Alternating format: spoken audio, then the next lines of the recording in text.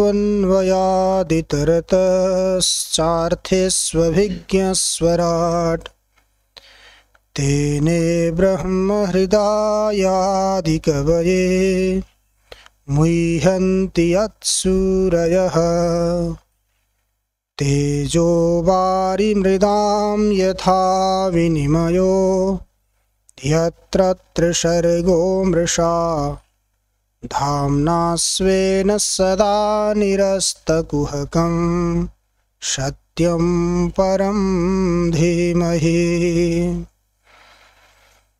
निगमकल्पतरोर्गलितं फलं सुखमुखादमृतद्रवसंयुतं पिबत भागवतं रसमालयं मुहुरहो रसिका भुवि भावुका सच्चिदानन्दरूपाय विश्वोत्पत्त्यादिहेतवे तापत्रयविनाशाय श्रीकृष्णाय वयं नुमः श्रीकृष्णाय वयं नुमः। द्वितीयं प्राप्यनुपूर्व्यात् जन्मोपनयनं द्विजः वसन् गुरुकुले दान्तो ब्रह्माधीत चाहुत मेखलाजिनदण्डाक्ष ब्रह्मसूत्रकमण्डलुन् जटिलो धौत तद्वासो रक्तपीठः कुशान् दधत् स्नानभोजनहोमेषु जपोच्चारे च वाग्यतः न छिन्द्यान्न खरोमाणि कक्षोपस्थगतान्यपि रेतो नावकिरेज्जातु ब्रह्मव्रतधरः स्वयं अवकीर्णे वगाहाप्सु यतासु स्त्रिपदीं जपेत्।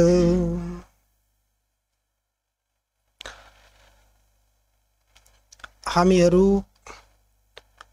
विश्वकै प्रसिद्ध अत्यन्त पावन क्षेत्र आदि प्रयाग देवघाट धाम में स्थित हरिहर संन्यास आश्रम को स्वाध्याय कक्षबाट श्रीमद् भागवत महापुराण में आधारित एकादश स्कन्धलाई लिएर विचार गर्दैछौं। एकादश स्कन्ध को सप्तदश अध्याय अर्थात 17 अध्याय में हामीहरू विचार गर्दैछौं। यहाँ जगद्गुरु भगवान श्री कृष्ण र परम भक्त उद्धव को संवाद चल्दैछ। यो संवाद को क्रम में उद्धव को जिज्ञासा अनुरूप उद्धव को प्रश्न अनुरूप भगवान श्री कृष्णले उद्धवलाई निमित्त बनाएर हामीहरू सबैलाई वर्ण र आश्रम को धर्म बताउँदै हुनुहुन्छ। ब्राह्मण, क्षत्रिय, वैश्य, शूद्र अनि अन्त्यज यिनीहरूका के धर्म हुन् एक एक अनि सबैका समष्टि रूपका धर्म के हुन्। हिजोसम्म हामीहरूले यो विचार गर्यौं। 17 अध्याय को 16 नंबर श्लोक में भगवानले उद्धवलाई ब्राह्मण का प्राकृतिक धर्महरू स्वाभाविक धर्महरूको प्रतिपादन गर्नु, सम, दम, तप, शौच, संतोष, क्षान्ति, आर्जव, भगवत भक्ति, दया अनि सत्य यी ब्राह्मण का के हुन् स्वाभाविक प्राकृतिक धर्महरू हुन्। स्वाभाविक रूपले सिद्ध एउटा हुन्छ स्वाभाविक, अर्को हुन्छ नैमित्तिक। कुनै निमित्तले सिद्ध हुने प्राप्त हुने वस्तुलाई नैमित्तिक भनिन्छ भने स्वतः स्वभावतः सिद्ध हुने वस्तुलाई सांसिद्धिक भनिन्छ। त यी ब्राह्मणका के हुन्? स्वाभाविक धर्म हुन्। त्यस्तै गरी 17 नम्बर श्लोकमा गएर भन्नुभयो क्षत्रियका स्वाभाविक धर्म तेज, बल, धृति, शौर्य, तितिक्षा, औदार्य, उद्यम, स्थैर्य, ब्राह्मण्यता अर्थात ब्राह्मणमा भक्ति, ऐश्वर्य यिनी क्षेत्रीयका प्राकृतिक धर्म हुन्, स्वाभाविक धर्म। त्यस्तै गरी 18 नम्बर श्लोकमा आएर वैश्यका प्राकृतिक धर्मको बारेमा प्रतिपादन गर्नुभयो। आस्तिक्य, दाननिष्ठा, अदम्भ, ब्रह्मसेवन अनि अर्थोपचय अतुष्टि। अर्थको उपचय गर्दा, अर्थोपार्जन गर्दा सन्तुष्ट नहुनु, अझै पनि कमाउनमा अगाडि बढिरहनु, ब्राह्मण क्षेत्रीय आदिमा देवतामा गुरुहरूमा आस्तिक्य बुद्धि गर्नु अनि आफूले कमाएको धनबाट केही प्रतिशत दानको रूपमा निकाल्नु र त्यो कमाएको धनलाई अर्थलाई पवित्र गर्नु, शोधित गर्नु। अनि त्यसपछि गएर अदम्भ, दम्भ भनेको एक प्रकारको अभिमान घमण्ड पनि नहुनु, ब्रह्मसेवनम ब्राह्मण साधु सन्त आदिको सेवा गर्नु। यी के हुन्? वैश्यका स्वाभाविक धर्म हुन् भनेर बताउनु। त्यस्तै गरी 19 नम्बर श्लोकमा आएर शूद्रका प्राकृतिक धर्म, शूद्रका स्वाभाविक धर्म शुश्रूषणम, द्विजगवाम, देवानां चाप्यमायया, तत्र लब्धेन सन्तुष्ट, सन्तोष शूद्र प्रकृतयस्त्विमा।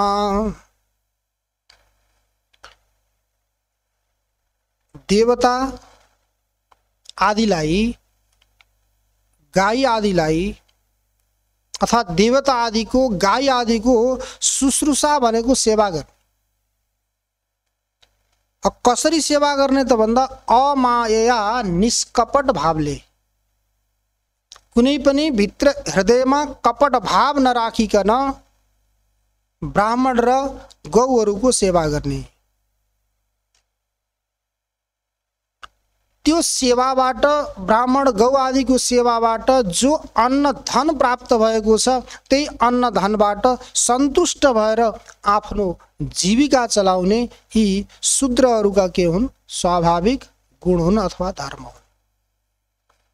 अब यी ब्राह्मण, क्षत्रिय, वैश्य, शूद्र यी 4 प्रकारका वर्णीहरूका स्वाभाविक धर्महरूको निरूपण गरिसकेपछि यो 20 नम्बर श्लोकमा आएर अन्त्यज, जसलाई चाण्डाल भनिन्छ, उनीहरूको के धर्म हो, उनीहरूको के स्वभाव हुन्छ त स्वाभाविक रूपले उनीहरू कस्ता हुन्छन् त्यो निरूपण गर्नुभयो। अशौचमन रतम स्तेयम, नास्तिक्यम शुष्क विग्रह, काम क्रोधश्च तरसश्च, स्वभावन्ते वसायिनाम। अशौच, अशौच भनेको अपवित्रता। अब यो अपवित्रतामा आभ्यन्तर अपवित्रता अनि बाह्य अपवित्रता पनि। जो चाण्डाल हो, जसलाई कुनै वर्ण आश्रमको बन्धनमा बाँधिनु पर्दैन, त्यो बन्धनबाट के छ? मुक्त छ। मुक्त भइसकेपछि स्वच्छन्द उसले के गर्छ? आचरण गर्छ। स्वच्छन्द आचरण गर्यो, कुनै विधि विधानमा नियममा बाँधिएको छैन भने त्यसमा अपवित्रता स्वाभाविक रूपले आउँछ। किनकि कहीँ पनि केही पनि कार्य गर्नको लागि विधिको, विधानको आवश्यकता हुन्छ। यदि विधिको विधानमा, नियममा कोही नबाधिने हो भने यो नियम के को लागि हो? त्यो हामी व्यवस्थित रूपले चलाउँला, व्यवस्थित रूपले हिँडौला भन्नको लागि नियम। त जसले मान्छ त्यसको लागि नियम हो, जसले मान्दैन त्यसको लागि त नियम त हुँदैन। तर शास्त्र पनि कसको लागि हुन्? जसको शास्त्रमाथि श्रद्धा छ, विश्वास छ, गुरु आचार्यहरूले उपदेश गरेको वेदान्त वाक्यमा, शास्त्र वाक्यमा जसको विश्वास हुन्छ त्यसको लागि हो। त्यस्तै सामान्य लौकिक व्यवहारमा पनि कुनै पनि नियम छन्, कानुन छन् भने ती नियम कानुन जसले मानेको हुन्छ त्यसको लागि हो। नमान्ने व्यक्तिलाई कसैले पनि केही गर्न सक्दैन। त्यो भएर यी ब्राह्मण, क्षत्रिय, वैश्य, शूद्र यी चारदेखि पनि जो अलग छन्, जसलाई अन्त्यज भनिएको छ, चाण्डाल भनिएको छ, यिनीहरू स्वाभाविक रूपले कस्ता हुन्छन्? अशौचम, अपवित्र हुन्छन्। अनि अनृतम, अनृत भनेको असत्य भाषण गर्ने,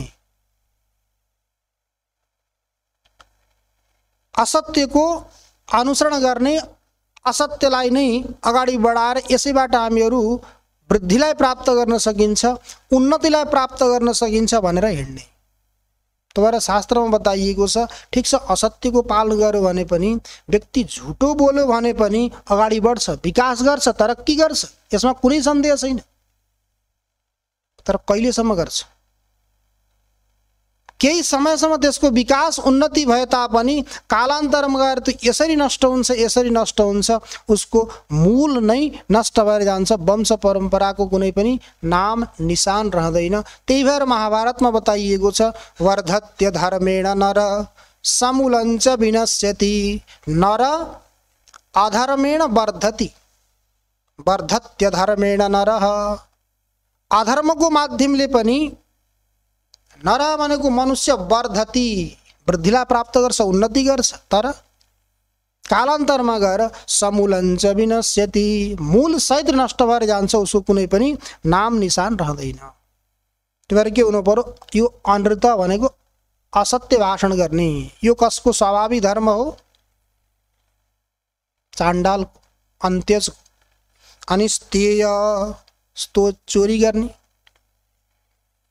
केवल वस्तुको मात्रै चोरी होइन, अन्य अन्य चिजको पनि, समयको चोरी गर्ने, यसको चोरी गर्ने, उसको चोरी गर्ने। आफ्नो कर्तव्यको जसले पालन गरेको हुँदैन त्यही चोरी हो। जसले आफ्नो आफ्नो स्थानमा रहेर आफ्नो आफ्नो कर्तव्यको पालन गर्यो भने त्यो के हो? धर्म हो। जसले कर्तव्यको पालन गर्दैन त्यही के हो? चोरी हो। जसले कर्तव्यको पालन गर्दै अहिले दुःख पाए पनि त्यो विधि विधान र नियम अनुरूप अगाडि बढ्दै जान्छ भने कालान्तरमा गएर उसले त्यो सफलता प्राप्त गर्न सक्छ। त्यही भएर हाम्रा कविहरू पनि भन्नुहुन्छ नि, यथा घन घसी भयो वनचरो भन्छन् सबै सज्जन, बिना श्रम कुनै पनि जगतमा चल्दैन यो जीवन, गरेर नहुने छके जगतमा भन्दै लगाई मन, उठे समयमा गरे सकलले कर्तव्यको पालन। हामीहरू सबैलाई थाहा छ, भन्ने पनि गर्छौँ, घनघोटी वनचरो। त्यो यथा घन घसी भयो वनचरो, त्यो घनलाई घोट्ने हो भने त्यही घन बिस्तारै बिस्तारै कालक्रममा गएर के बन्न सक्छ? नियमित रूपले घोट्ने हो भने त्यो वनचरो बन्न सक्छ, दाउरा पनि त्यसले काट्न सक्छ। त्यसलाई के गर्नु पर्यो? परिश्रम, लगन, विश्वास। वनचरो बन्छ भन्ने पहिला विश्वास हुनु पर्यो, अनि त्यो वनचरो बनाउनको लागि परिश्रम गर्नु पर्यो। केवल एकैछिनको परिश्रमले भएन, त्यसमा लगन पनि हुनु पर्यो। यथा घन घसी भयो वनचरो भन्छन् सबै सज्जन, बिना श्रम कुनै पनि जगतमा चल्दैन यो जीवन। यो जीवनलाई चलाउनको लागि परिश्रम त गर्नै पर्ने हुन्छ। कुनै वर्णी होस्, कुनै आश्रमी होस्, गरिब होस् अथवा धनाढ्य होस्, कसैले पनि परिश्रम त गर्नै पर्ने हुन्छ। गरिबले आफ्नो पेट पाल्नको लागि, अर्थोपार्जन गर्नको लागि परिश्रम गर्छ, पसिना बगाउँछ। धनी छ, उसँग पैसा खूब छ, साधनहरूबाट सम्पन्न छ भने के गर्छ? खेतमा बारीमा गएर त उसले परिश्रम गर्दैन, अनि जिममा गएर परिश्रम गर्छ। अनेक प्रकारका साधनहरू खोलेका छन् आजभोलि। खेतबारीमा काम नगर्ने कहाँ जानु पर्यो? जिममा जानु पर्यो। जिममा नजाने व्यक्ति स्वयं खेतबारीमा गोठमा काम गरेर आफू स्वस्थ भएर मस्त भएर बसिरहेको हुन्छ। तर परिश्रम सबैले गर्नुपर्छ। बिना श्रम कुनै पनि जगतमा चल्दैन यो जीवन। परिश्रम नगरिकन जीवन कहिले पनि चल्नेवाला छैन। तो यथा घन घसी भयो वनचरो भन्छन् सबै सज्जन, बिना श्रम कुनै पनि जगतमा चल्दैन यो जीवन। गरेर नहुने छके जगतमा भन्दै लगाई मन। गर्ने हो भने के हुँदैन, असम्भव भनेको केही पनि छैन। केवल हामीले दृढ विश्वासले कार्य गर्नु पर्यो, स्थिर प्रवृत्ति हुनु पर्यो कार्य गर्नको लागि। असम्भव केही पनि छैन, कुनै पनि कार्य सम्भव छ, केही पनि गर्न सकिन्छ। पुरुषले अथवा कुनै पनि मनुष्यले यस्तो कार्य गर्न सक्दैन भन्ने कुरो केही पनि छैन। कौरवहरूले पाण्डवहरूलाई अन्तिममा विभाजन गर्ने बेला कस्तो जग्गा दिएका थिए, त्यो मरुभूमि दिएका थिए। त्यो मरुभूमिलाई पनि गएर के गरे, सबै पाण्डवहरूले जोतेर खनेर जलमल गरेर यस्तो उर्वरा शक्तिले युक्त भएको जमिन बनाइदिए कि तिनीहरू पछि गएर पश्चातापमा परे। ओहो, यस्तो त हामीले सोचेकै थिएन, त्यस्तो पनि हुने रहेछ। हामीले त मरुभूमि दिएका थियौँ, केही पनि उब्जन्न, भोकै मर्छन् भनेर। तर जहाँ भगवानको दृष्टि थियो, बलरामजीले आफ्नै हलो काँधमा राखेर गएर हलो चलाउनु भयो त्यो जमिनमा। भगवान श्रीकृष्ण स्वयं नूतन जलधर बनेर त्यो कालो बादल बनेर वर्षिदिनु भयो त्यो जमिनमा। अनि त्यसपछि के असम्भव थियो? जसले सत्यको पक्ष लिएको हुन्छ त्यो व्यक्तिलाई कहीँ जङ्गलमा गए पनि कहीँ गए पनि विपत्ति आउँदैनन्। जसले सत्यको पक्ष लिँदैन, असत्यको पक्ष लिएर हिँडेको हुन्छ, उसले जति ढोका जति दिवालहरू लगाएर सुरक्षित भएर म बसेको छु भने पनि गएर त्यो नष्ट भएरै जान्छ। देवी भागवतको प्रसङ्गमा आउँछ, राजा परीक्षितलाई मर्ने श्राप परिसकेपछि राजा परीक्षितले के सोचे, म यस्तो ठाउँमा, म राजा हुँ, म यस्तो ठाउँमा गएर सुरक्षित भएर बस्छु कि त्यो सर्पले आएर मलाई काँडा टोक्ने रहेछ, ल टोकोस् त भनेर आवाज पनि नजानी, हावा पनि नजानी, बाहिरबाट पनि नदेखिने यस्तो प्रकारको भवन बनाएर त्यहाँ ढोकाका ढोका कति न कति भित्र बसेर एकदम जसरी मानौ न अन्नमय, प्राणमय, मनोमय, विज्ञानमय, आनन्दमयदेखि जसरी भित्र गएर आत्मा बसेको छ त्यस्तै प्रकारले अनेक प्रकारका कोषहरू बनाएर कोषबाट आवृत्त भएर भित्र गएर बसेको त्यो बसेका ती राजा परीक्षितलाई पनि के भयो, सुरक्षा एकदम चुस्त दुरुस्त थियो। त्यो चुस्त दुरुस्त सुरक्षाबाट पनि कुनै व्यक्ति राजालाई भेट्न जानु छ भने चाहिँ पुरै चेकिङ गरियो, केही थिएन। राजालाई लगाइदिनलाई भनेर लिएर गएको माला, त्यो मालाको फुलमा त्यो सर्प सानो भएर बसेको थियो। अनि त्यसपछि गएर भित्र गएर माला लगाइदिन्छ, त्यही ठुलो भएर निक्ल्यो, टोक्यो, राजा परीक्षित गए। जति सुरक्षित भएर बसे तापनि तिनको के हुन्छ, नष्ट विनाश हुन्छ। यदि भगवानले रक्षा गर्नु भने समय आयो भने, जसको समय आएको छैन, जो जङ्गलमा फालिए पनि कहीँ फालिए पनि त्यो सुरक्षित हुन्छ। त्यो भएर पाण्डवहरूलाई जस्तो जग्गा मिलेको थियो, सत्यको पक्षमा भएको हुनाले उनीहरूले के गरे, उर्वरा शक्तिले युक्त भएको त्यो जमिन बन्यो। त्यो भएर सत्य असत्यले ठिक छ विकास उन्नति हुन्छ। त कौरवहरूले के गरे, असत्यको पक्षलाई लिएर खुब जित्छ भने पहिला त जिते, खुब प्रसन्नता मनाए, खुब पार्टी मनाए, खुब खुवाए, खुब पियाए, नाचगान गरे। तर अन्तिममा गएर सारा नष्ट हुनु पर्यो। 100 भाइमा एउटा पनि बचेनन्। यतापट्टि 5 भाइ थिए, 5 भाइलाई कसैलाई पनि केही भएन। यो कारण के हो त भन्दा केवल सत्यको पक्ष। त्यो भएर बताइएको छ सत्यमेव जयते। ठिक छ, सुरुमा उसलाई कष्ट हुन्छ, आपत्ति आउँछ, तर जय विजय कसको हुन्छ, केवल सत्यको हुन्छ। त्यो भएर अस्त्य भनेको चोरी, चोरी गर्ने जसको स्वभाव हुन्छ त्यसलाई मानुस् त्यो के हो, अन्त्यज हो। नास्तिक्यम, नास्तिकता, नास्तिकको परिभाषा गरिएको थियो, नास्तिको वेद निन्दक, जसले वेदको निन्दा गरेको छ, वेदमा बताइएका कर्महरूको बारेमा जसले विश्वास गर्दैन, पूर्व जन्म अपर जन्म इत्यादिको विश्वास गर्दैन भने त्यो व्यक्ति के हो, अन्त्यज हो। अनि शुष्क विग्रह, कुनै केही कारण पनि छैन, खासै केही त्यस्तो नहुँदा नहुँदै पनि वैरता, साना साना झिना मसिना कुराहरूलाई लिएर के गर्ने, दुश्मनी गर्ने, झगडा गर्ने जसको स्वभाव हुन्छ त्यस्तो व्यक्तिलाई देखेर पनि उद्धव तिमीले के सम्झिनु, यो कुनै कुलमा उत्पन्न भएको भए पनि हुन त वास्तविक के हो, अन्त्यज हो। त्यो शुष्क विग्रह काम सदा सर्वदा विषयको नै उसले के गरेको हुन्छ, प्राप्त गर्ने तृष्णा। धेरै वस्तुहरू उपलब्ध भइसकेपछि पनि अझै प्राप्त गर्न पाए हुन्थ्यो, अझै भए हुन्थ्यो, अझै भए हुन्थ्यो भन्ने यस्तो प्रकारको वृत्ति जसमा आउँछ त्यो पनि के हो, अन्त्यज हो। अनि क्रोध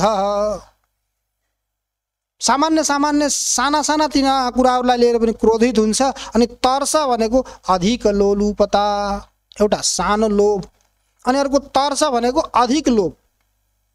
हिजो हामीले चर्चा गरेका थियौँ नि, कहीँ पनि पुग्यो भने, कहीँ पनि वस्तु देख्यो भने ओहो यो त राम्रो रहेछ, मैले लान पाए हुन्थ्यो, यो त राम्रो रहेछ, मेरो भए हुन्थ्यो। बाहिरबाट व्यक्तै नगरे पनि भित्र सोच्छ, भित्र सोच्दै गयो भने कालान्तरमा गएर त व्यक्त हुन्छ, किनकि भित्र जो छ त्यही निक्लिने हो।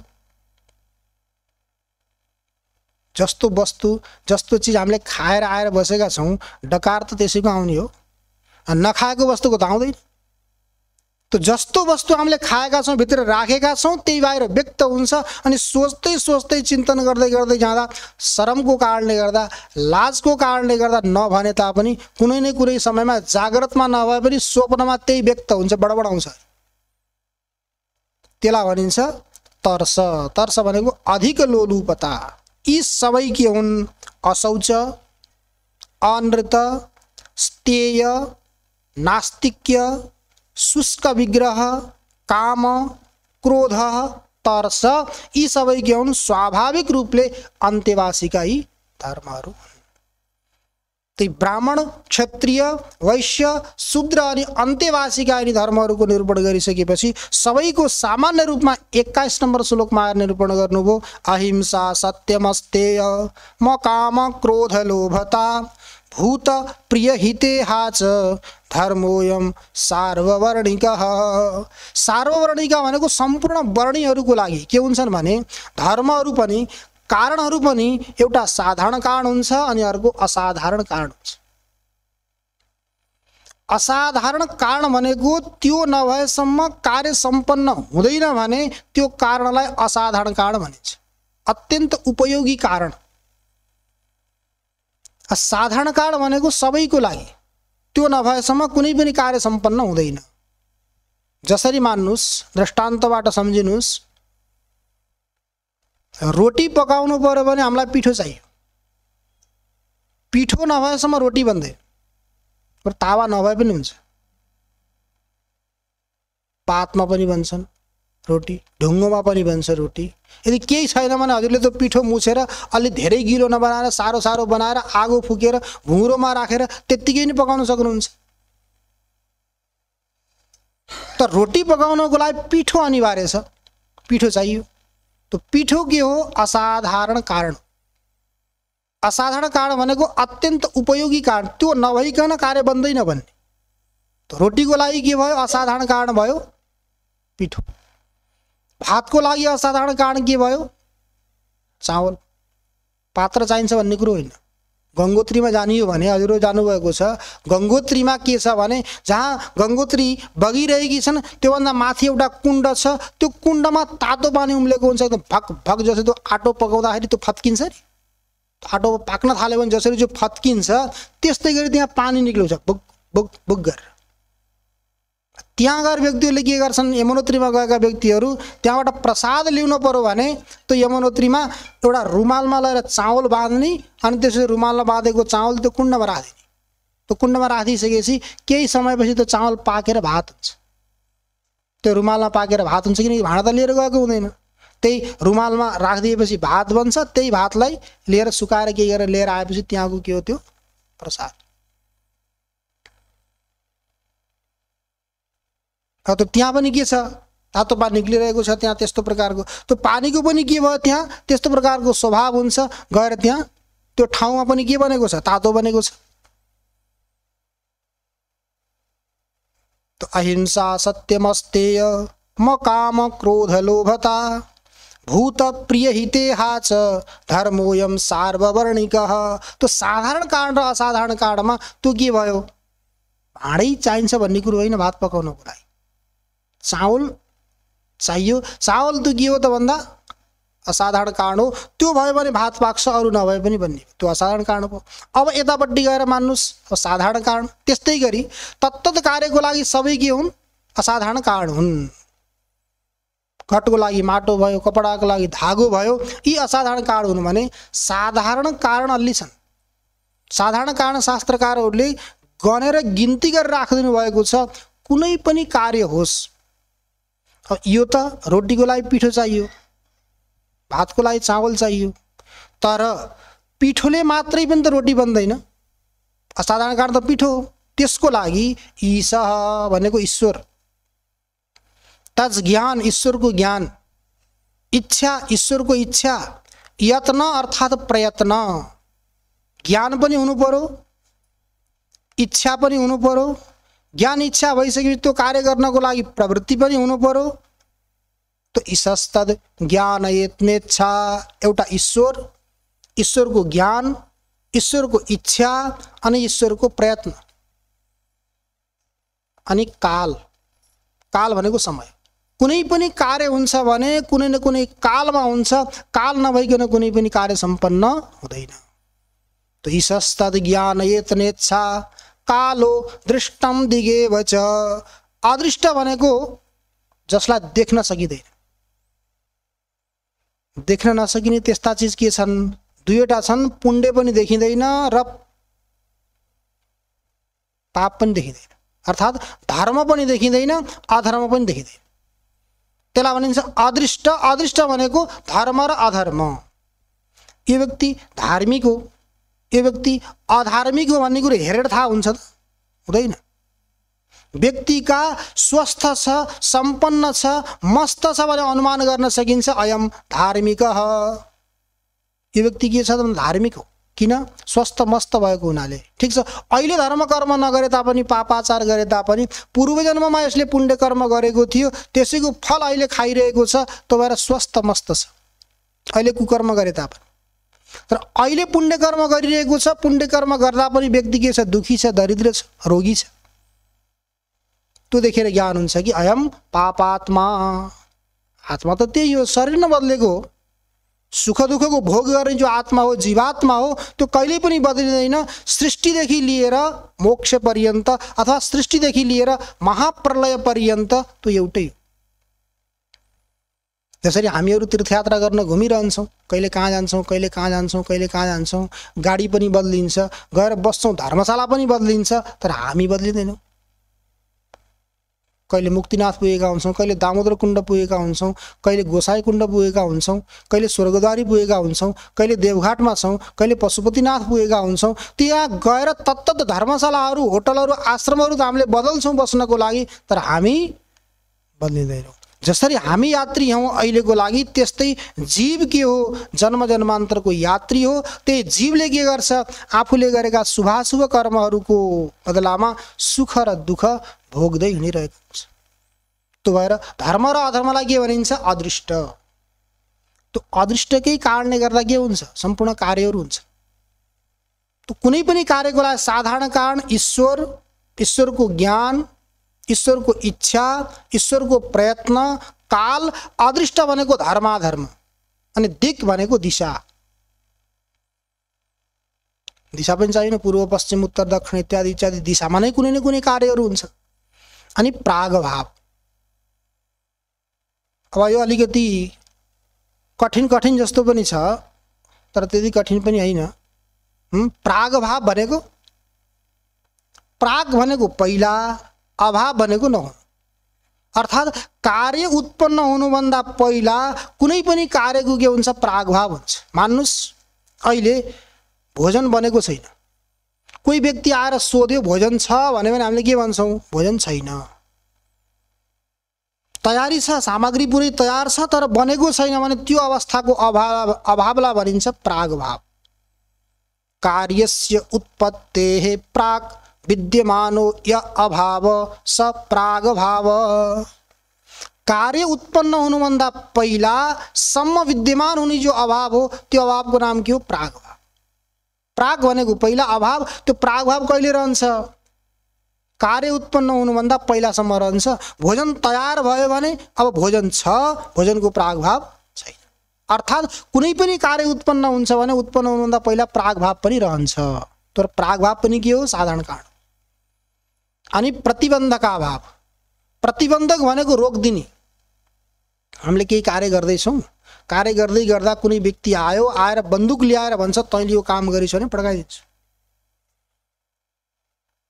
जो कार्य हुँदैछ त्यो कार्य यदि तैँले गर्छस् भने मैले तँलाई के गर्छु?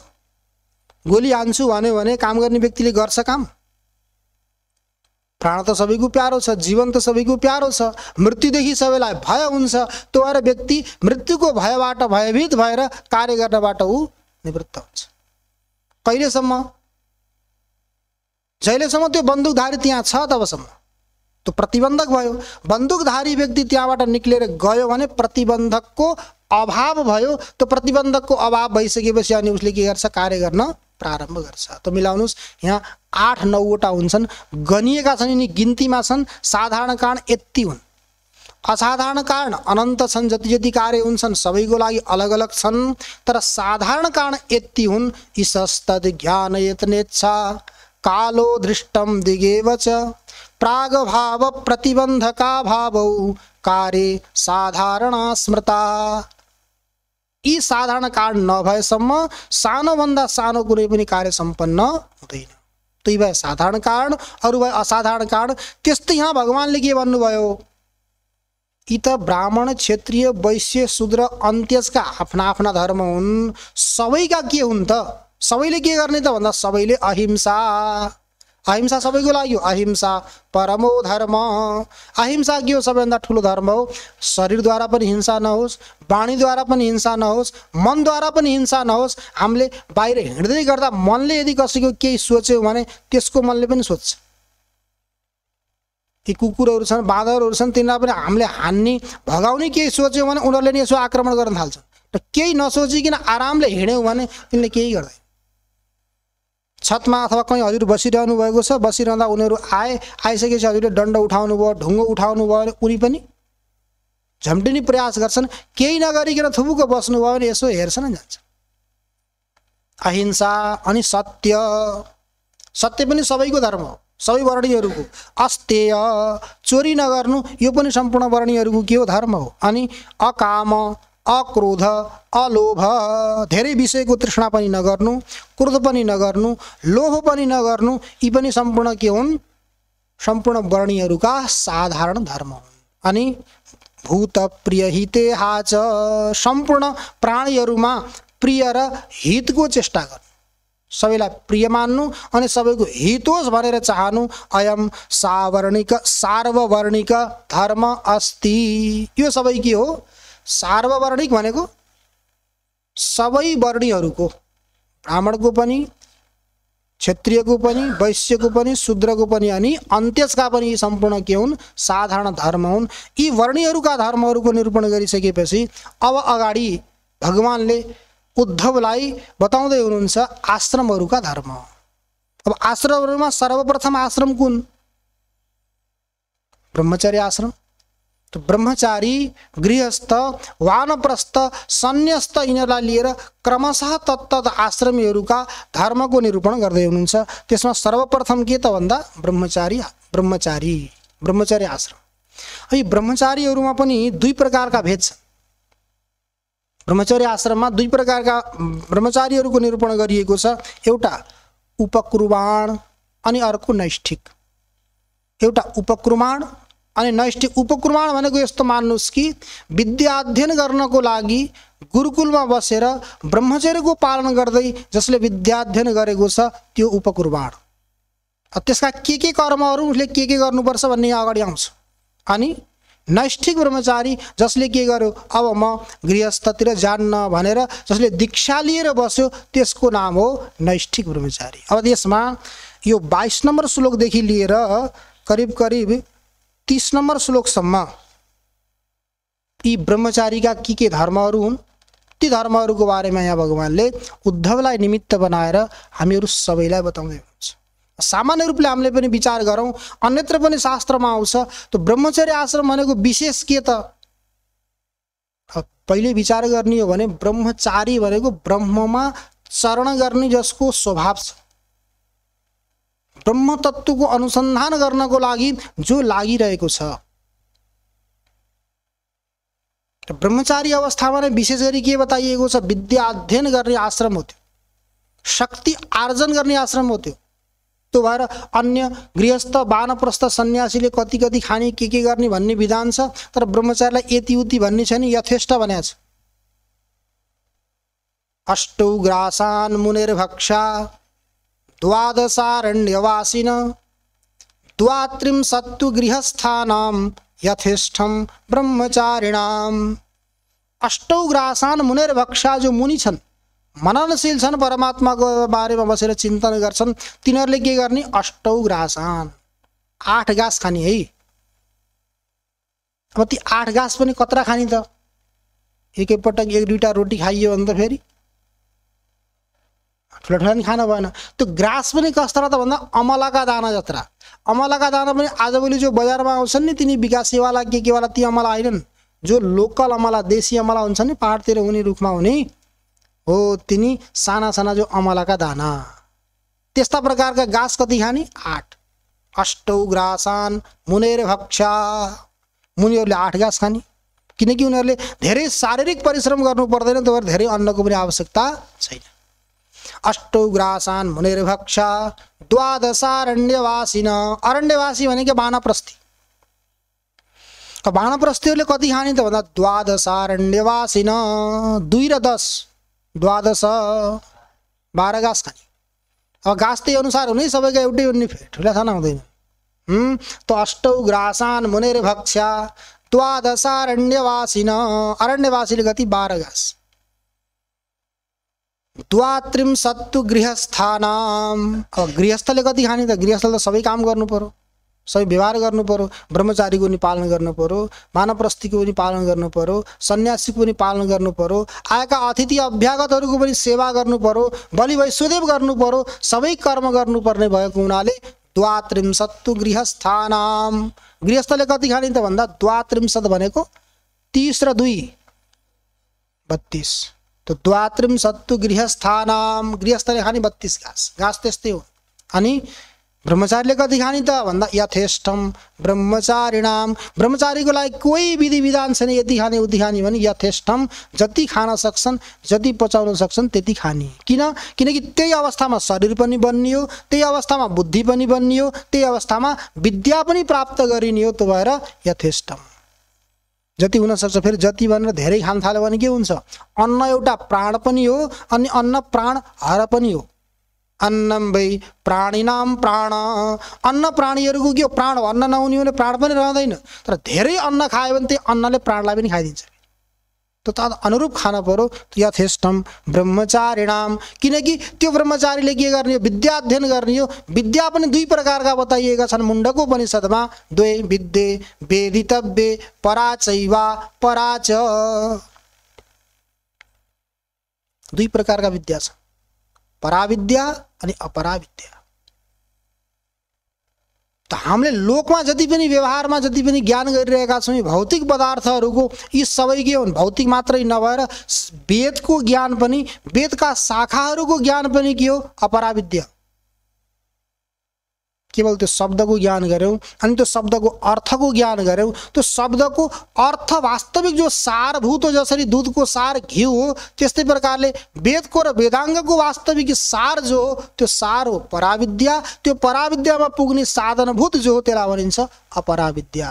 तो 2 विद्ये वेदितव्ये पराचैवा पराच, 2 प्रकारका विद्या छन् भनेर जान्नुपर्छ, पराविद्या र अपराविद्या। तिनीहरू के हुन् त? कसलाई परा भनिन्छ, कसलाई अपरा भनिन्छ?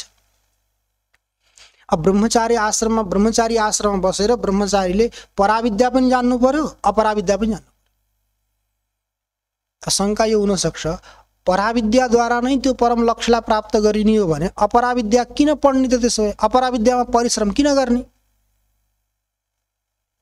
भनेर भन्ने हो भने, मानौ किसानले खेती लगाउँछ, किसानले खेती लगायो भने उसले के गर्छ?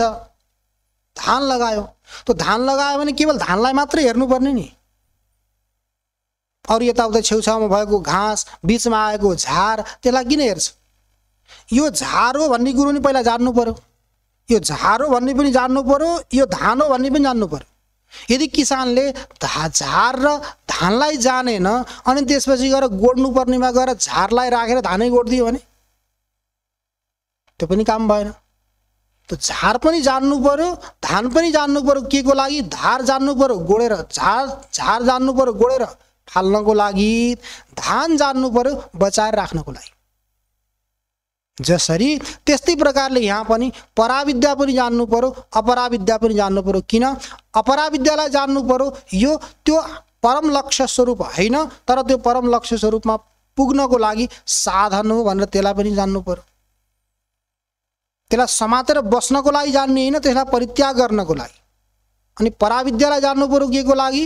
यो मेरो लक्ष्यभूत हो, परम निश्रेयसलाई प्रदान गर्नेवाला हो भनेर पराविद्यालाई जान्नु। किनकि कुनै पनि वस्तुलाई परित्याग गर्नको लागि अनि त्यो वस्तुलाई ग्रहण गर्नको लागि पहिला त्यो वस्तुको विशेषताको ज्ञान हुनुपर्छ। जबसम्म वस्तुको विशेषताको ज्ञान हुँदैन तबसम्म त्यसलाई त्याग गर्न पनि सकिँदैन अनि ग्रहण गर्न पनि सकिँदैन। एकजना किसान रहेछन्, किसान खेती गर्थे। प्राचीन समयको कुरा हो, आजभोलिको धेरै पुरानो कुरा। खेती गर्थे अनि अब घरको मानौ एउटै भाइ, माता पिता अनि उनकी श्रीमती। केही समयपछि पिताजी बित्नु। पिताजी गइसकेपछि तिनी किसान के थिए भन्दा अत्यन्त पितृभक्त थिए, पिताका अत्यन्त भक्त थिए। त्यो प्राचीन समयको कुरा हो, त्यसलाई फोटो खिचेर राख्ने यताउता गर्ने भन्ने पनि केही प्रचलन थिएन। सामान्य रूपले उनले पिताजीलाई देखेका थिए, जस्तो देखेका थिए जति वर्षसम्म देखे। अब एक दिन के भएछ भने उनी खेतमा काम गर्दा गर्दै केही भइसकेपछि बजारमा नजिकै मेला लागेको रहेछ। अब आज मेला हेर्न जानु पर्यो भनेर घरबाट मेला हेर्न गएछ। अब यही तीजको नजिकै आएको थियो होला, तीजमा पनि मेला लाग्छ नि कता कता। त मेला लागेको भएर मेला हेर्नको लागि बजारमा गए। हेर्दै जाँदाखेरि उनले के देखेछन् भने ऐना देखेछन्। तिनको घरमा ऐना पनि थिएन, ऐनामा प्रतिबिम्ब देखिन्छ भन्ने पनि उनलाई थाहा थिएन। बजारमा मेला हेर्दै जाँदाखेरि उनले ऐना देखे अनि घरबाट 2-4 रुपियाँ कति थियो लिएर गएका थिए मेलामा खाना पिउनको लागि भनेर गएका। उनले ऐना देखे, त्यो ऐनामा यसो हेर्या त आफ्नो प्रतिबिम्ब देखियो, मुख देखियो। मुख देखिसकेपछि उनलाई के लाग्यो? म हुँ भन्ने थाहा भएन, मेरो प्रतिबिम्ब देखिएको भन्ने थाहा भएन। उनले के सोचे भने ए मेरो पिताजी बित्नु भयो भनेको त यहाँ आएर बस्नु परेछ। किनकि छोराको आकार प्रकार पनि त बाबुको जस्तै हुन्छ। उस्तै ऊ पनि बुढो भइसक्यो, त्यस्तै दाढी आएका। अब पिताजी बितेको कति वर्ष समय भइसकेको थियो। पिताजीलाई जस्तो देखेको थियो त्यस्तै प्रकारको चित्र यहाँ के देखियो? दर्पणमा ऐनामा देखियो। देखिसकेपछि उसलाई लाग्यो ओहो मेरो पिताजी कहाँ जानुभयो भनेको त यहाँ आएर बस्नु परेछ। त्यो पसललाई गएर सोध्यो। सोधिसकेपछि यसको मूल्य कति हो? उसले ऐना पनि भन्ने बुझाएको छैन, केही बुझाएको छैन। उसले त देखो आफ्नो पिताजीलाई। पिताजीलाई देखिसकेपछि मेरो पिताजी यहाँ आएर बस्नुभएको रहेछ भनेर उसले गएर पसललाई सोध्यो यसको मूल्य कति हो भन्दाखेरि उसले अब 2 रुपियाँ 4 रुपियाँ कति भन्यो। भनिसकेपछि मेला हेर्नको लागि भनेर लिएर गएको सारा पैसा त्यही खर्च गरेर त्यो ऐना लिएर व्यक्ति घरमा आयो। अनि त्यो ऐना लिएर घरमा आएर उसले के गर्यो? दराजमा लुकाएर राख्यो। त्यो ऐनालाई दराजमा लुकाएर राख्यो। घरमा आमालाई पनि भनेको छैन अनि घरमा पत्नीलाई पनि भनेको छैन, कसैलाई भनेको छैन। धेरै समय भइसक्यो, ल्याएर दराजमा राख्यो। पितृभक्त भएको कारणले गर्दा कहीँ पनि जानु छ, बिहान उठ्छ, उठेर स्नान गरिसकेपछि नुहाइधुवाइ गरिसकेपछि दराज खोल्छ र पहिला त्यहाँ गएर हेर्छ। पिताजीलाई दर्शन गर्ने भन्ने भावले के त्यो हेर्छ अनि त्यसपछि दराज बन्द गरिदिन्छ। बन्द गर्थ्यो, आफ्नो काम गर्यो। काम गरिसकेपछि कहीँ जानु छ अन्यत्र कहीँ टाढा जानु छ भने फेरि खोल्छ अनि एकपटक हेर्छ अनि हेरेर निक्लिन्छ। त्यो हेर्दै गरेको उसकी पत्नीले देखे। अब पत्नीले देखिसकेपछि पत्नीले लाग्यो होइन के गर्छन् आजभोलि हाम्रा बुढाले, के भयो? पहिला पहिला त यस्तो गर्दैन थिए, आजभोलि के भएको छ यिनलाई? कहीँ पनि जानु छ, खानु छ, केही पनि गर्नु छैन, पहिला त दराज खोल्छन्। अनि दराज खोल्दा के गर्छन् कुनै एकैछिन खोल्छन् अनि फेरि बन्द गरेर हिँड्छन्। के छ त्यहाँ त्यस्तो चिज भनेर उसलाई जिज्ञासा लाग्यो। जिज्ञासा लागिसकेपछि उनी आफ्नो काम गरेर घरको खानापिना सबै गरेर कहीँ जानु थियो, हिँडे। हिँड्ने बेलामा त्यही खोलेर फेरि हेरेर गइसकेपछि अब उनी तुरन्त फर्केर आउँदैनन्, कहीँ लामो कामले गएका छन्। अनि त्यसपछि उनले गएर, किनकि पहिला त अर्काका सामान यताउता खसुच गर्ने हेर्ने, अब हजुरहरूलाई थाहा छ, अब हामीले त के भन्ने हजुरहरूको अगाडि, होइन? हजुरहरूलाई सबैलाई थाहा छ, पति पत्नीको त बोल्ने पनि चलन हुन्थेन, अगाडि मुख देखाउने पनि कुरो हुन्थेन, सासू ससुराको अगाडि त बोल्ने कुरै भएन, को कस्ता छन् भन्ने कुरो नि कति समयसम्म थाहै हुन्थेन अरे। हजुरहरूबाट सुनेको है हामीले, हामीलाई थाहा भएन।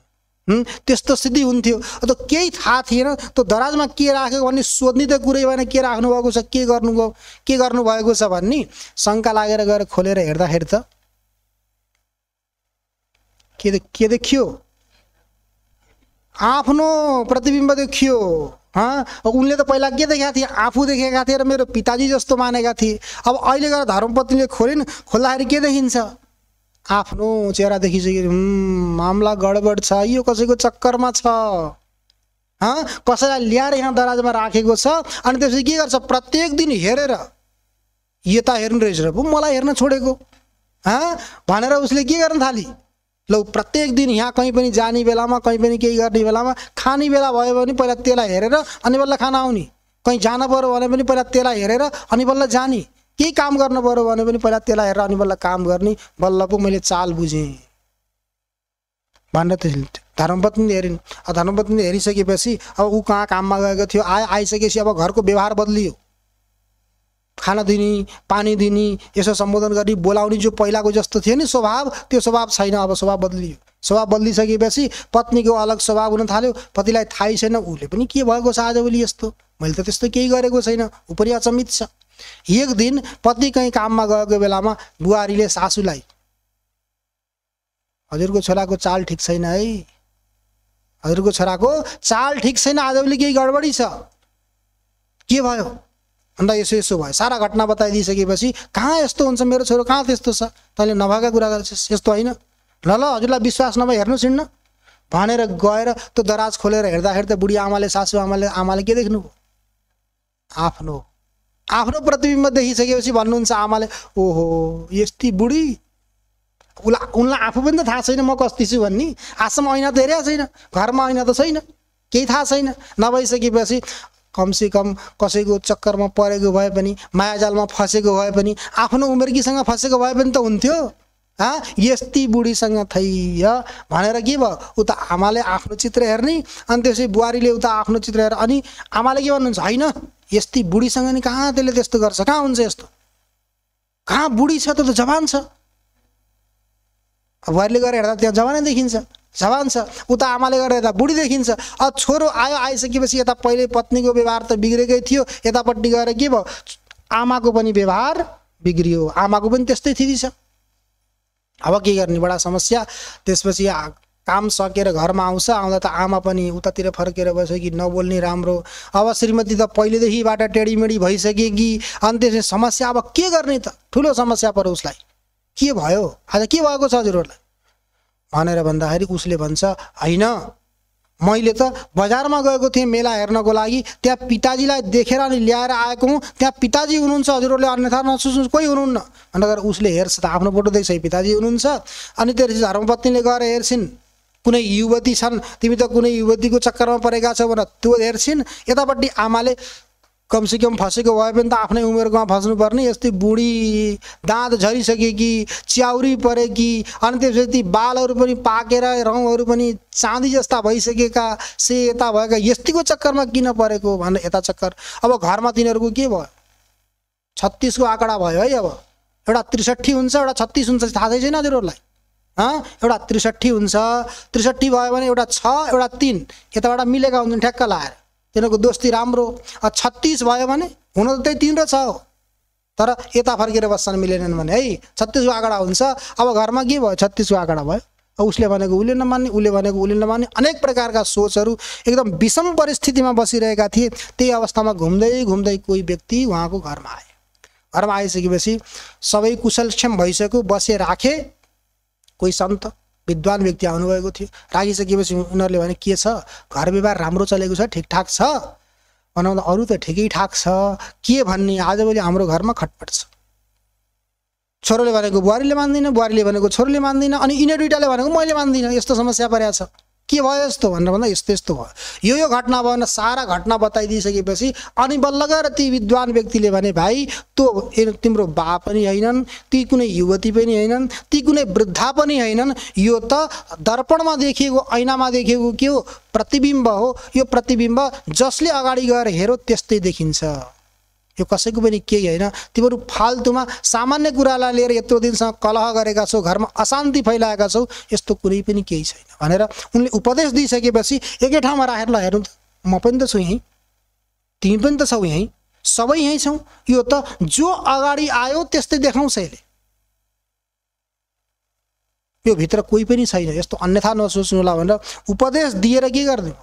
सन्त गइसकेपछि अनि त्यो घरको माहौल के भयो, शान्त भएर बसो। भन्न खोजेको मतलब अज्ञानको कारणले गर्दा, भ्रान्तिको कारणले गर्दा हामीहरू के गर्छौँ, केही नभएर पनि सामान्य रूपले वैरता अनि दुश्मनी गर्छौँ। वैरता दुश्मनी मतभेद कहिले हुन्छ, जहिलेसम्म हामीहरू पूर्ण ज्ञानमा हुँदैनौँ, यथार्थ रूपले जान्दैनौँ। यथार्थ रूपले वस्तुको ज्ञान नभएसम्म झगडा पनि हुन्छन्, अनेक प्रकारका स्थितिहरू हुन्छन्। पुरै जानिसकियो भने केही पनि हुँदैन।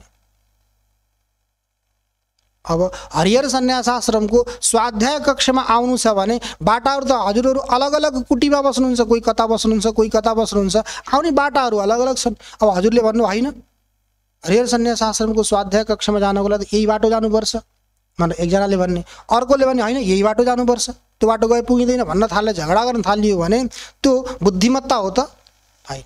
कुनै पनि बाटो हिँड्दै हिँड्दै गरे पनि गन्तव्य के हो, एउटै हो, रुचि नाम वैचित्र्यात् दृजुकुटिल नाना पथजुसाम नृणामेको गम्यस त्वमसि पयसाम अर्णव इव। जसरी नदी नाला झरनाहरू बग्दै बग्दै अलग अलग मार्गलाई अनुसरण गर्दै गन्तव्य उनीहरूको के हो, समुद्र।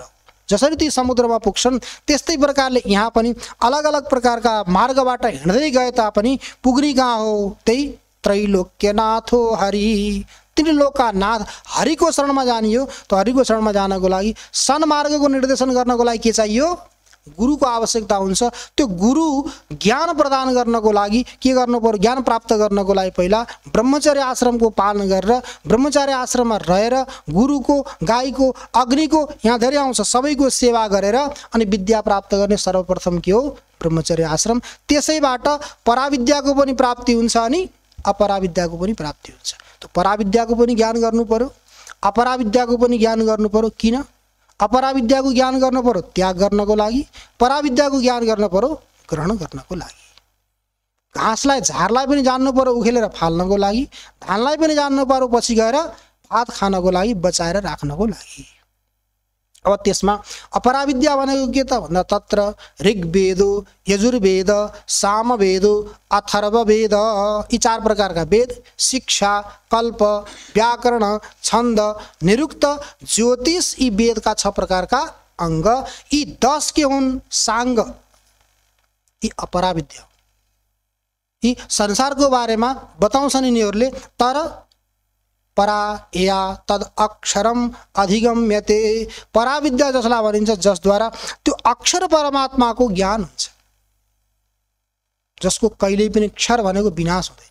त्यो अक्षर परमात्माको साक्षात्कार गरिसकेपछि साक्षात्कार गर्ने व्यक्ति पनि के भन्छ, अक्षर भन्छ। किनकि ब्रह्मविद ब्रह्मैव भवति, ब्रह्मतत्त्वलाई साक्षात्कार गर्ने व्यक्ति के भन्छ, ब्रह्म नै भन्छ। त्यो ब्रह्मतत्त्वको साक्षात्कार गर्ने प्रथम आश्रम के त भन्दा ब्रह्मचर्य आश्रम। त्यो ब्रह्मचर्य आश्रममा बस्ने व्यक्तिहरूलाई के भनिएको छ, यथेष्टम ब्रह्मचारिणाम। त्यो ब्रह्मचारीहरूको लागि के गर्नुहोस्, खूब खुवाउनु पर्यो, खूब पिलाउनु पर्यो, अनि खूब खाए पिए मस्त भए स्वस्थ भए भने अनि बल्ल गएर के गर्छन्, पराविद्या र अपराविद्याको अध्ययन गर्छन्। पराविद्या र अपराविद्याको अध्ययन गरे भने अनि प्रचार प्रसार गर्छन्। त्यो भएर के गर्नु पर्यो, शास्त्रकारहरूले भन्नुभएको छ, त्यही भएर शैशवे भ्यस्त विद्यानाम यौवने विषयैषिणाम वार्धक्ये मुनिवृत्तिनाम योगे नान्ते तनुत्यजाम। महाकवि कालिदासले आफ्नो ग्रन्थ रघुवंश महाकाव्यमा भन्नुभएको छ, शैशवे भ्यस्त विद्यानाम, शैशव अवस्थामा के गर्ने, विद्याको अभ्यास गर्ने, पछि गएर अभ्यास गर्न सकिँदैन। तो शैशवेभ्यस्त विद्यानाम यौवने विषयैषिणाम, यौवन अवस्थामा के गर्ने विषयहरूको संग्रह गर्ने र आफू पनि पालिने, अरूलाई आएका अतिथि अभ्यागत साधु सेवाहरूको सबैको सेवा शुश्रूषा गर्ने, परोपकारमा लगाउने, धर्मशाला बनाउने, गुरुकुल बनाउने, मठ बनाउने, मन्दिर बनाउने, आश्रम बनाउनमा, बाटा बनाउनमा, स्वास्थ्यालय बनाउनको लागि के गर्ने? सहयोग गर्ने। तो शैशवेभ्यस्त विद्यानाम यौवने विषयैषिणाम वार्धक्ये मुनिवृत्तिनाम। अब वृद्धता आयो, विद्याध्ययन गर्न पनि सकिँदैन, विषय आदिको उपभोग गर्न पनि सकिँदैन, अनि त्यसपछि वार्धक्य आयो भने के गर्ने? मुनिवृत्ति। कति खाने भनेको अरे मुनिलाई? अष्टौ ग्रासान मुनिर्भक्षा, केवल 8 घाँस खाने अनि बसेर परमात्मामा मनन चिन्तन गर्ने। मन नखोजेको मतलब 8 घाँस खाइयो भने शरीर थामिन्छ भन्न खोजेको कि त्यहाँ धेरै नखाने, शरीरलाई थाम्नको लागि खाने अनि परमात्माको बारेमा बसेर चिन्तन गर्ने। धेरै खाइयो भने फेरि त्यो अन्नलाई पचाउनलाई फेरि के गर्नुपर्छ? तो वार्धक्य मुनिवृत्ति नाम, मुनिवृत्ति गरेर वृद्ध अवस्था मुनिवृत्तिले बिताउने। तो वार्धक्य मुनिवृत्ति नाम योगे नान्ते तनुत्यजाम, अन्ते योगेन तनुत्यजाम, अन्तिम अवस्थामा यौगिक मार्गद्वारा के गर्ने? आफ्नो शरीरलाई परित्याग गर्ने। यदि यस्तो क्रमले कर्म गर्दै गएको छ भने यौगिक वृत्तिले परित्याग गर्छ। यस्तो कर्मले यदि कर्म गरेको छैन भने फेरि रोगे नान्ते तनुत्यजाम, योगे नान्ते हुँदैन, रोगे नान्ते, अन्तिममा गएर रोगको कारणले गर्दा शरीरलाई परित्याग गर्नुपर्ने हुन्छ। तो भएर सर्वप्रथम आश्रम के? ब्रह्मचर्य आश्रम। त्यो ब्रह्मचर्य आश्रममा पनि एउटा उपक्रमाण अनि नैष्ठिक। त्यो उपक्रमाण कसलाई भनिन्छ? त्यो यहाँ निरूपण हुँदैछ। द्वितीयं प्राप्यनुपूर्व्यात् जन्मोपनयनं द्विज वसन गुरुकुले दान्तो ब्रह्माधीत चाहुत। द्विज एउटा के भनिन्छ? द्विज। द्विज भनेको त्रैवर्णिक, ब्राह्मण, क्षत्रिय अनि वैश्य, यी तीनलाई के भनिन्छ? द्विज। यी त्रैवर्णिक पुरुषहरू गर्भाधान आदि संस्कार एउटा, अनि पछि गएर उपनयन संस्कार जसको हुन्छ, दोस्रो जो संस्कार गरिन्छ उपनयन संस्कार जसको गरिन्छ त्यसलाई भनिन्छ द्विज।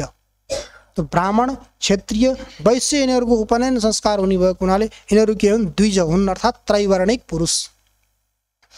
आनुपूर्व्यात् द्वितीयम् उपनयम जन्म प्राप्य, गर्भाधान संस्कारदेखि लिएर द्वितीय भनेको उपनयन संस्कार, उपनयन संस्कार नामक जो द्वितीय संस्कार हो त्यो जन्मबाट उसले के गर्छ? प्राप्त गर्छ। प्राप्त गरिसकेपछि गुरुकुले बसन। आजभोलिको स्कुलहरू बने, यता बने उता बने, घर घरमा बोलाएर पनि पढ्ने प्रचलन भयो, धेरै पैसा भएको कारणले गर्दा। प्राचीन समयमा के हुन्थ्यो? सामान्य प्रजाको पुत्र अनि राजाको पुत्र समान रूपले गुरुकुलमा बसेर गुरुकुलका नियमहरूलाई पालन गरेर विद्या अध्ययन गर्ने नियम थियो। त्यो भएर समानता थियो, मिल्थ्यो। अब आजभोलि त के छ? जन्मदेखि नै भेद सुरु, यो यस्तो उस्तो भनेर विभेद सुरु भइसकेपछि अनि पछि गएर व्यवहारमा त विभेद भइहाल्छ। हामीहरूले प्रसङ्ग श्रवण गरेका छौँ पहिल्यै पनि छान्दोग्य उपनिषदमा। देवगुरु इन्द्र अनि दैत्य गुरु, दैत्य राजा, देवगुरु भनौँ, देवगुरु त बृहस्पति हुनुभयो, दैत्यगुरु शुक्राचार्य, दैत्यहरूको राजा विरोचन अनि देवताहरूको राजा इन्द्र। यी दुईवटैले के गर्नुभएको छ? दुईजनै ब्रह्मतत्त्वको उपदेश प्राप्त गर्नको लागि ब्रह्मतत्त्वको जिज्ञासु बनेर ब्रह्माजी कहाँ जानुभयो। ब्रह्माजीले के गर्नुभयो? जो नियम इन्द्रको लागि त्यही नियम विरोचनको लागि, त्यही नियम अन्य ब्राह्मण बटुकहरूको लागि जो गुरुकुलमा बसेका छन्। विद्याध्ययन गर्नको लागि गए, लामो प्रसङ्ग छ। त्यहाँ गइसकेपछि ब्रह्माजीले के भन्नु? ब्रह्मचर्यको पालन गर, गाईको सेवा गर, गुरुको सेवा गर, गायत्रीको सेवा गर अनि गुरुकुलमा बस। जहिले समय आउँछ मैले तिमीहरूलाई उपदेश दिन्छु। 36 वर्षसम्म पहिला सेवा गरे दुईजनाले, उपदेश दिनुभयो। उपदेश दिइसकेपछि विरोचन त हिँड्यो, हिँडिसकेपछि इन्द्रलाई लाग्यो होइन जो उपदेश दिनुभयो यो ठिक छैन। फेरि फर्केर आउनुभयो, फेरि 36 वर्ष ब्रह्मचर्यको पालन गर्दै गुरुकुलमा सेवा गरेर बस्नुभयो, उपदेश दिनुभयो। त्यो उपदेशलाई फेरि एकछिन विचार गरिसकेपछि लाग्यो यो पनि उचित छैन। फेरि फर्केर आइसकेपछि फेरि 36 वर्ष पुरै ब्रह्मचर्यको पालन गर्दै गाई गुरु र गायत्रीको सेवा गर्दै त्यो गुरुकुलमा बसिसकेपछि उपदेश दिनुभयो। 36 36 36 कति भयो? 90 यतिकै भयो। 36 18 नहीं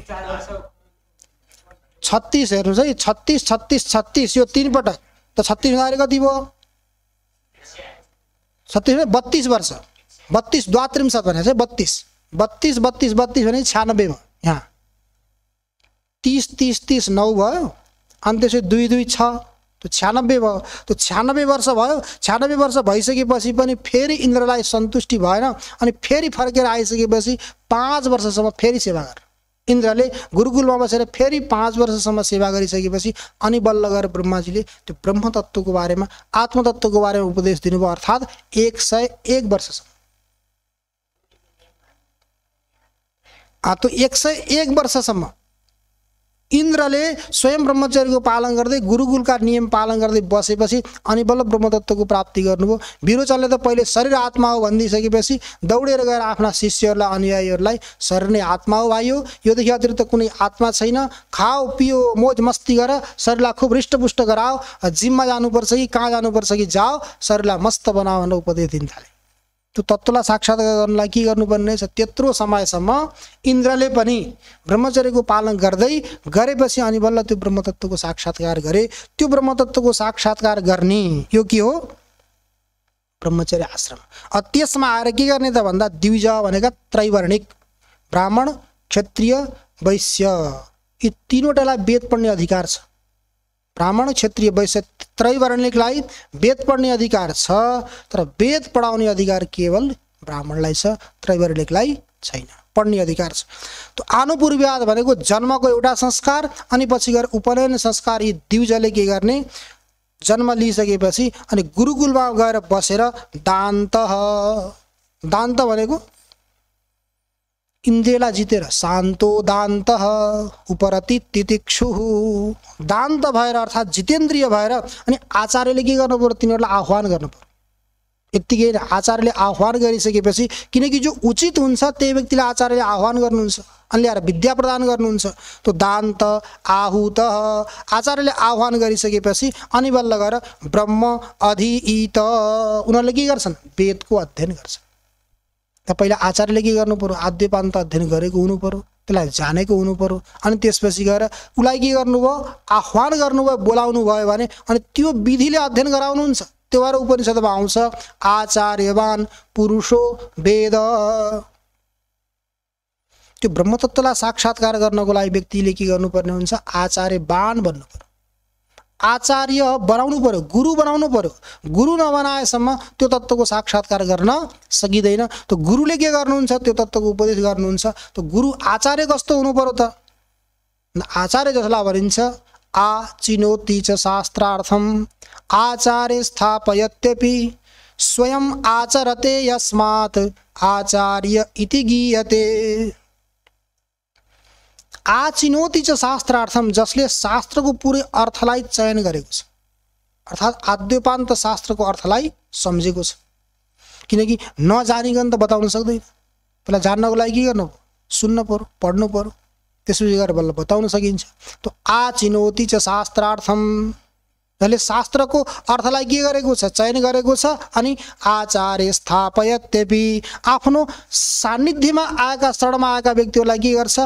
त्यही शास्त्र अनुकूल आचरणमा राख्दछ। आएका व्यक्तिलाई मात्रै राख्छ होइन, स्वयं आचरते यस्मात्, किनकि साना व्यक्तिहरूले के गर्छन्? ठुलो व्यक्तिले जो गर्यो त्यस्तै गर्छन्, अनुसरण गर्छन्। यद्यदाचरति श्रेष्ठम तत्तदेवेतरो जन सयत् प्रमाणम कुरुते लोकस्तदनुवर्तते। भगवानले गीतामा बताउनु भएको छ श्रेष्ठ व्यक्तिहरूले जस्तो आचरण गर्छन् त्यस्तै कनिष्ठहरूले गर्ने भएको हुनाले आचार्यले के गरून्? सम्पूर्ण शास्त्रको अर्थलाई चयन गरेर अनि त्यो शास्त्रको अर्थको चयन गरेको अर्थलाई आफ्ना अनुयायीलाई बताउने अनि आफूले पनि के गर्ने तदनुकूल आचरण गर्ने। स्वयं आचरते यस्मात् आचार्य इति गीयते, त्यस्तो व्यक्तिलाई के भनिन्छ आचार्य भनिन्छ। त्यस्ता आचार्यले त्यो ब्रह्मचारीलाई के गर्छन् आफ्नो गुरुकुलमा आह्वान गरेर बोलाएर अनि त्यो ब्रह्म तत्त्वको बारेमा उपदेश प्रदान गर्छन्। तो द्वितीयं प्राप्यनु पूर्व्यात् जन्मोपनयनं द्विज वसन गुरुकुले दान्तो ब्रह्माधीत चाहुत। आहुत भनेको त्यसलाई बोलाएर ऊ शिष्यलाई जो योग्य छ त्यसलाई बोलाएर अनि त्यसपछि गएर आचार्यले के गर्छन् उसलाई उपदेश दिन्छ। शिष्य योग्य बन्यो भने शिष्यले गुरु खोज्दै हिँड्नु पर्दैन, गुरुले नै शिष्यलाई खोज्दै हिँड्छ कहाँ छ त त्यस्तो योग्य पात्र भनेर। किनकि आफूसँग जो विद्या छ भएको विद्या नदिने हो भने त्यो व्यक्ति ब्रह्म राक्षस बन्छ फेरि अर्को जन्ममा। जोसँग धन छ भएको धन दान गर्दैन भने त्यो के बन्छ सर्प बन्छ। यदि आफूसँग भएको धनलाई व्यक्तिले दान गर्दैन बचाएर राखिरहेको हुन्छ नि त्यो के बन्छ सर्प बन्छ। त्यो भएर सर्पको फणमा मणि हुन्छ भन्छ नि, त्यो मणि के हो त त्यही धनको सुरक्षा गर्नको लागि एकदम फणा मारेर अनि त्यसै सुरक्षा गरेर बसेको हुन्छ। त्यही सम्पत्तिको सुरक्षा गर्नको लागि व्यक्ति के हुन्छ सर्प बन्न फेरि आफ्नो घरमा आउनुपर्ने हुन्छ। मेरो यति छ यहाँ राखेको यति छ यहाँ राखेको यति छ भने सोच्दै सोच्दै गएर मर्छ। किनकि अन्त्य यामति सा गति, अन्तिममा जस्तो बुद्धि हुन्छ त्यस्तै प्रकारको गति हुने भएको हुनाले त्यही धनको चिन्तन गर्दै गर्दै गर्दै व्यक्ति फेरि के हुन्छ सुरक्षा गर्न आउँछ। जस्तै त्यस्तै प्रकारले जोसँग विद्या छ यदि विद्या प्रदान गर्दैन कसैलाई दिँदैन भने त्यो व्यक्ति पनि के भन्छ फेरि पछि गएर ब्रह्म राक्षस बन्छ।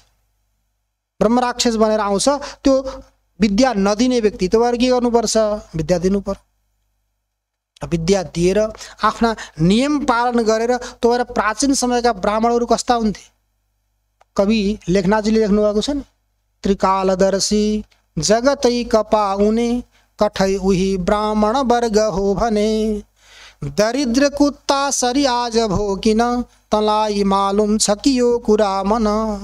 त्रिकालदर्शी जगतै कपाउने, भूत भविष्य वर्तमान सबैलाई उनीहरूले के गरेका थिए करामलकवत हातमा अमला राखेर हेरे चाहिँ पुरा त्रिकाललाई उनले हेर्न सक्थे, त्रिकालका वस्तुहरूलाई हेर्न सक्थे। अनि जसको नाम सुनेर आउँदैछन् अरे भनेपछि जगतै कपाउने कम्पायमान हुन्थ्यो। जगत श्राप दिने पो हुन् कि के रुष्ट भइहाल्यो भने श्राप दियो भने त के हुन्छ सम्पूर्ण भस्म हुन्छ नष्ट भएर जान्छौँ हामी भनेर डराउँथे सबै। तो त्रिकालदर्शी जगतै कपाउने को हो त त्यो कठै उही ब्राह्मण वर्ग हो भने त्यही ब्राह्मण वर्ग हो। तर अहिले त्यो ब्राह्मण वर्ग कस्तो छ दरिद्र कुत्ता सरी आज भोकिन तलाई मालुम छ कि यो कुरा मन। दरिद्र भएर बिचरा वहाँ गएर केही पाउँछु कि वहाँ गएर केही पाउँछु कि कसैले केही दिन्छ कि भनेर हेर्नुहोस् त स्थिति। ब्राह्मणहरूले बसेर वेद पढ्नुपर्ने, वेदमा प्रतिपादन गरेको ब्रह्म तत्त्वको साक्षात्कार गर्नुपर्ने, ब्रह्म तेजको प्राप्ति गर्नुपर्ने त्यो सबै छोडेर अनि अब नभनौँ कस्ता कस्ता ठाउँमा गएर के काम गर्नको लागि पनि पछि परेका छैनन्। तो दरिद्र कुत्ता सरी आज भोकिन तलाई मालुम छ कि यो कुरा मन भनेर त उहाँले प्रश्न गरेर छोडिदिनु। प्रश्न गरेर छोडिसकेपछि उहाँका उत्तरवर्ती कविहरूले फेरि उत्तर दिने प्रयास गर्नुभएको छ।